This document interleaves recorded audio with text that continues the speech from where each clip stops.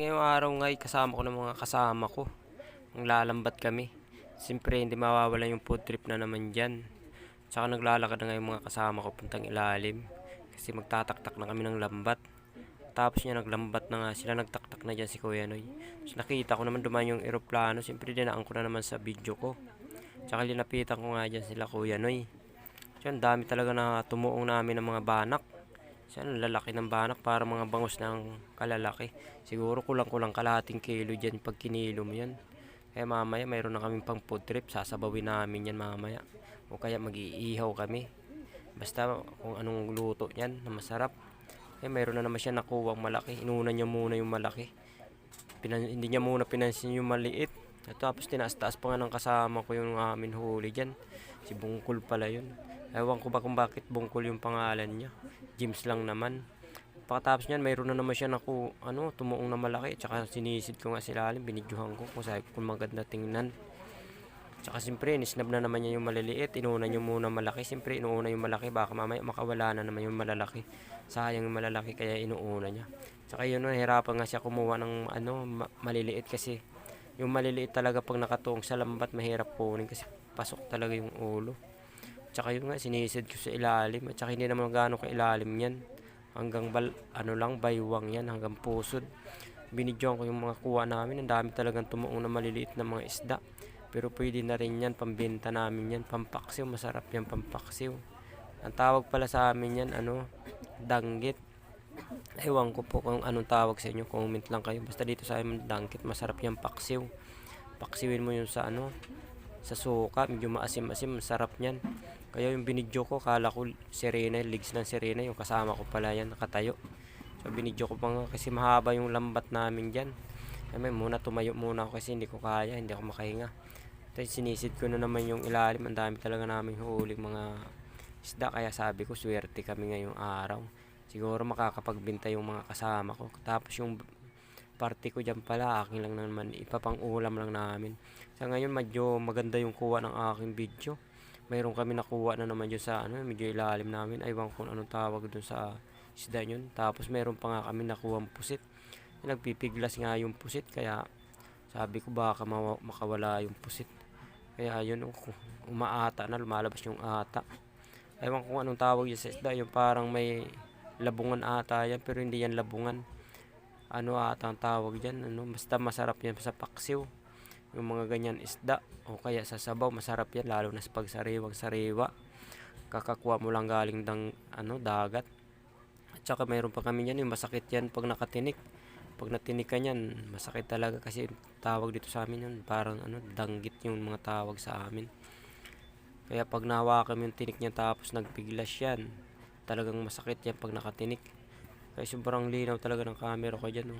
Kaya sarap videoan yung mga isda sa ilalim ng dagat, kaya pumipiglas-piglas yung mga isda.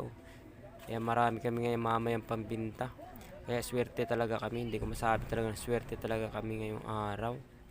Kasi maraming pambinta yung mga kasama ko mamaya. Kasi yung mga hinahati nila, binibinta nila. Tapos yung sa akin naman, hindi ko binibinta.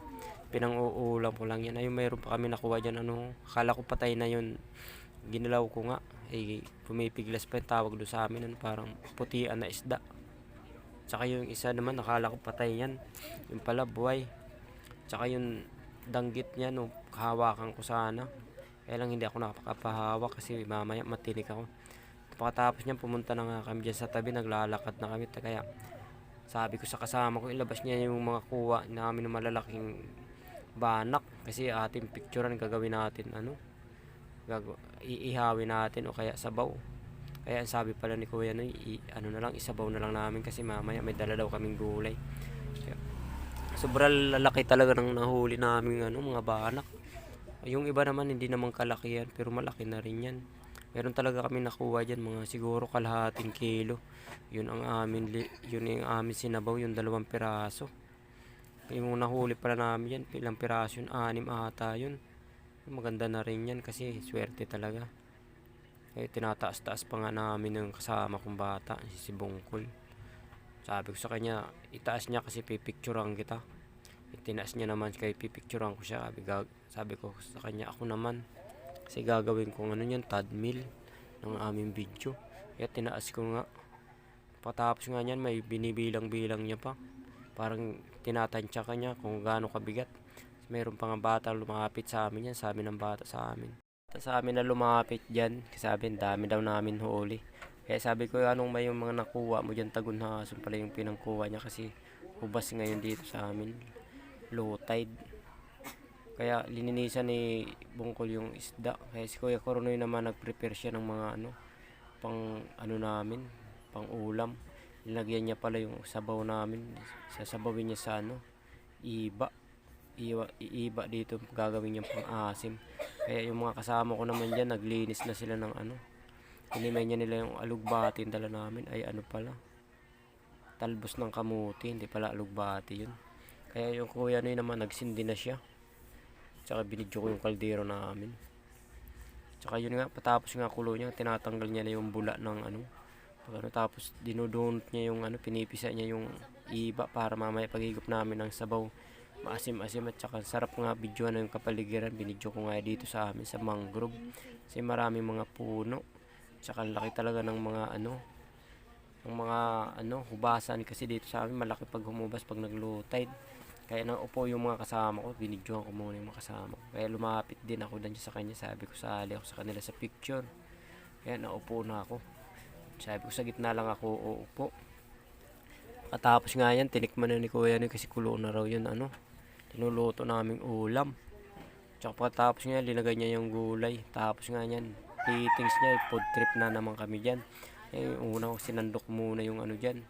Yung nahuli pala namin dyan pusit, sinabaw namin. Tsaka sumubo na rin ako dyan. Tsaka inayos ko muna yung sombrero ko. Pagkatapos nga yan, uwian na. Tsaka hati-hatiin na pala namin yung amin mga huli. Tsaka yung huli namin dyan malalaki, tag-iisa ata kami dyan. Bali 5 kami dyan naghati-hati. Kasi yung may-ari ng lambat kasabay din sa hatian, yung nakakulay green. Kaya pagkatapos namin hati-hati, kanya-kanya ng pili.